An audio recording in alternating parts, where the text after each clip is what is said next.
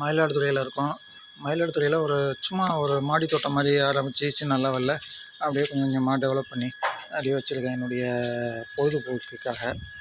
இது வந்து கற்பூரவள்ளி. இது வந்து சுகருக்காக உள்ளதுன்னு சொல்கிறாங்க. மல்லிகை செடி, சின்ன முள்ளரும்பு. இது ஒரு மல்லிகை.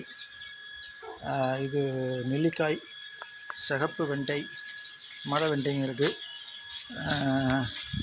அப்படியே எல்லா விதமான காய்கறியும் ஒன்று ஒன்றா போடுறது தான்.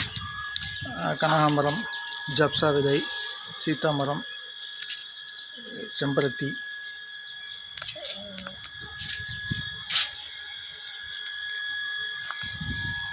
அப்படியே பார்த்திங்கன்னா அப்படியே கொஞ்சோண்டு சின்ன கொஞ்சம் கோழி நம்ம வீட்டுக்காக தேவைக்காக அப்படியே கோழி வளர்த்துக்கிட்டு இருக்கோம்.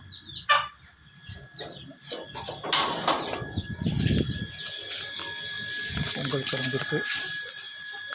வெண்டிக்காய், அது வந்து மர வெண்டி, நல்லா உயரமாக போகுது, பெருசாகவும் இருக்குது காய். எலுமிச்சை,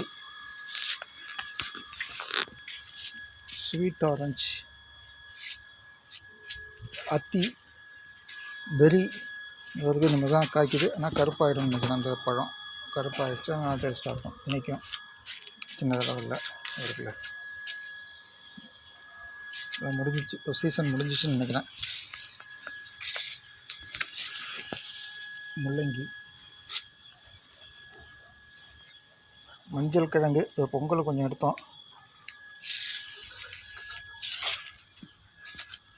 கத்திரிக்காய், நாட்டு கத்திரிக்காய், சிகப்பு கத்திரிக்காய், தக்காளி சும்மா போட்டு விட்டது தான் எல்லாமே.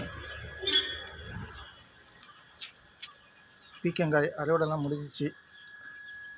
இது வந்து சங்குப்பூ, நம்ம சங்கு நீல கலரில் பூக்கும்ல சங்குப்பூ. கத்தாழையும் இருக்குது.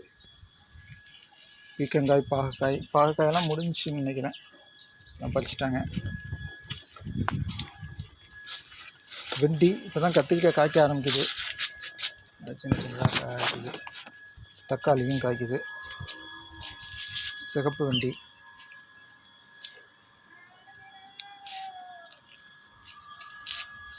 தக்காளி, மல்லிகை, கருவேப்பிலை இருக்காங்க, அவரை, பாகக்காய் பறிச்சு வச்சு பிஞ்சு வச்சுருக்கேன். பீக்கங்காய்,